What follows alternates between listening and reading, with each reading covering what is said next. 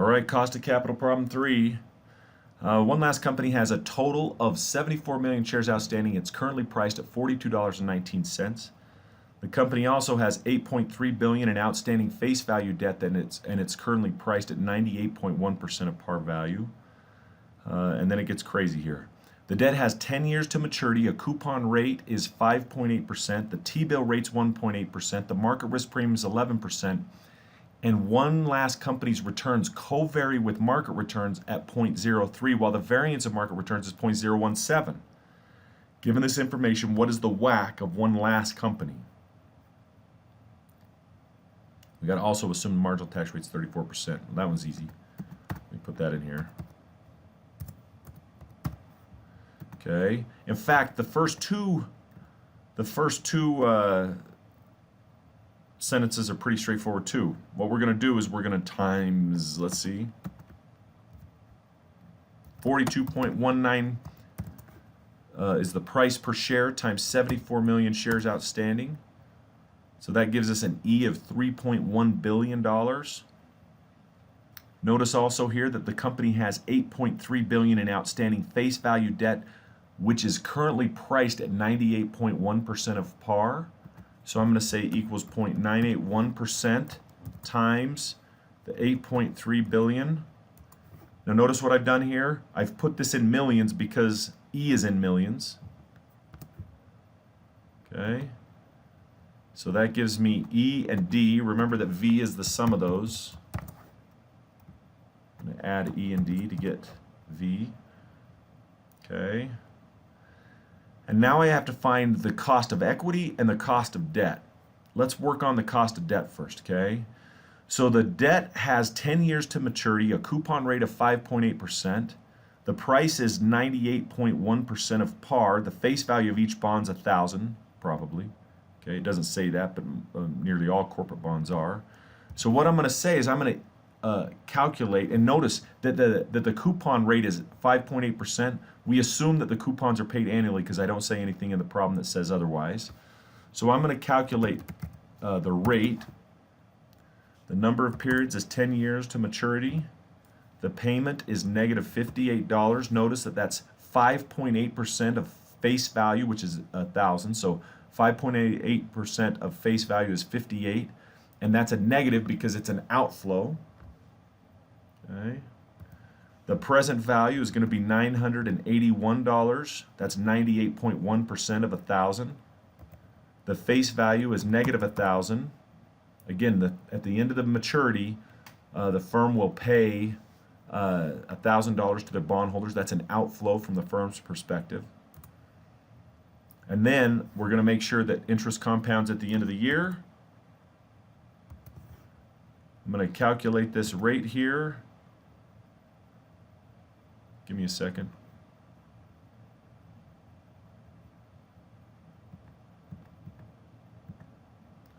And I get 6.0589%.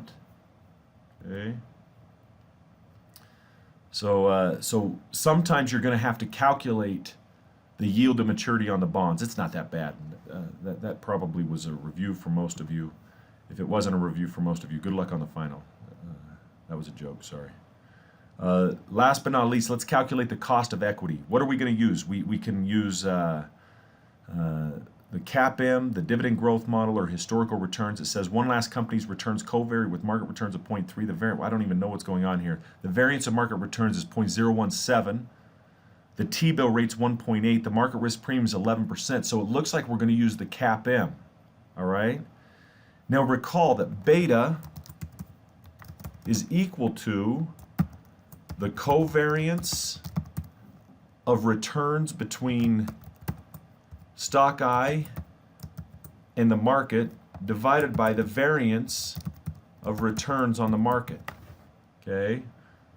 I think I talked about this in one of the previous videos. So this is how you would estimate covariance in practice. All right? And think about what this means. Some of you aren't statisticians, so you don't understand what covariance means, but covariance just tells us how a particular stock is moving, how the price of a particular stock is moving in correspondence with the market. Okay? And the more closely that a stock's price moves in correspondence with the market, the more closely that happens, the higher the covariance. Does that make sense?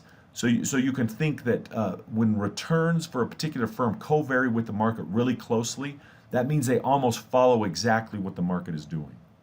Okay? So to calculate beta, I'm going to get the covariance of the returns for the company in question and the returns in the market divided by the variance of the returns in the market. Let me do that real quick. That's equal to 0.03 divided by 0.017. So beta is equal to 1.764706.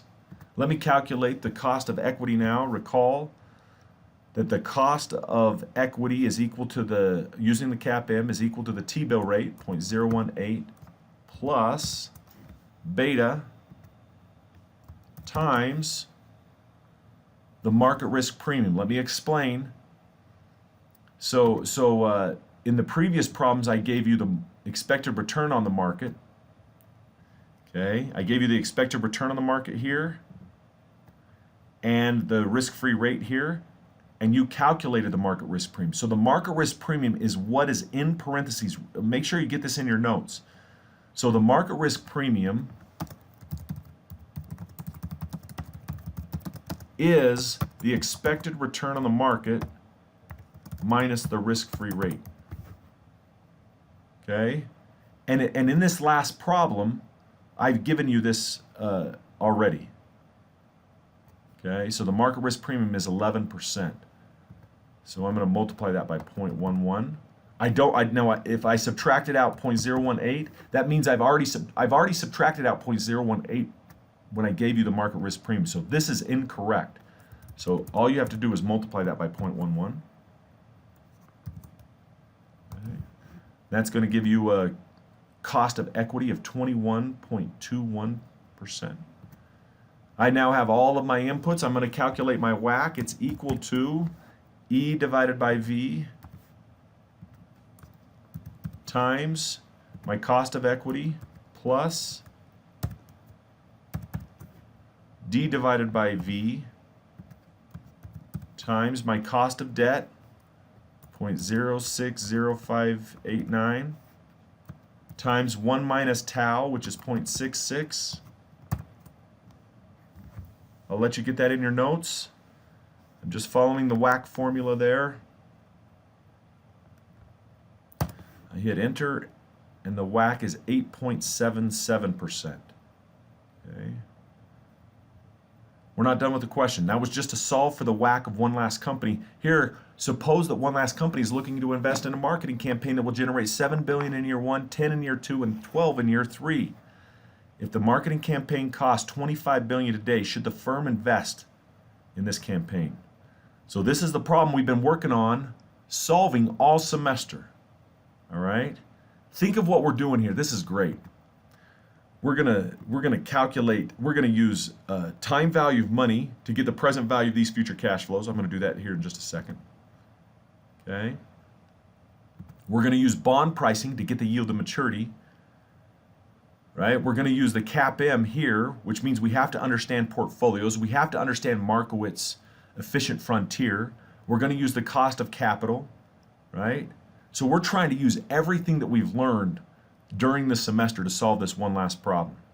All right, let's do this real quick.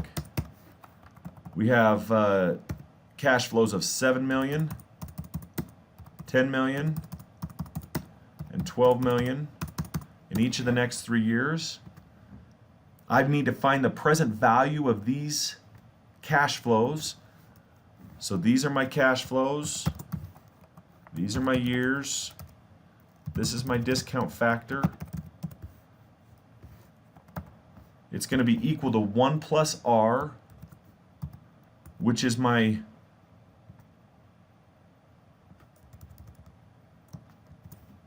WACC raised to the power of 1 in year 1. Okay. This is equal to 1 plus R. Let me get some parentheses around there. 1 plus R raised to the power of 2. And this is equal to 1 plus R raised to the power of 3. Okay. To get my present value of cash flows, I'm just going to divide these cash flows by the discount factor.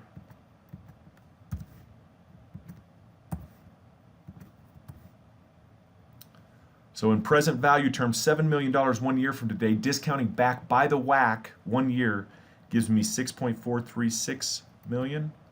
Copy that down. Okay. I'm going to add up my present values. And the question becomes, does the sum of these present values, are they greater than the cost of the project, which is 25 billion? I'm going to add that up and look, 24.213 billion. So given this whack, given these cash flows, and given the cost of the campaign, the firm should not invest. The present value of the future cash flows is less than the cost of the campaign. In present value terms, this campaign is a dud. So don't invest.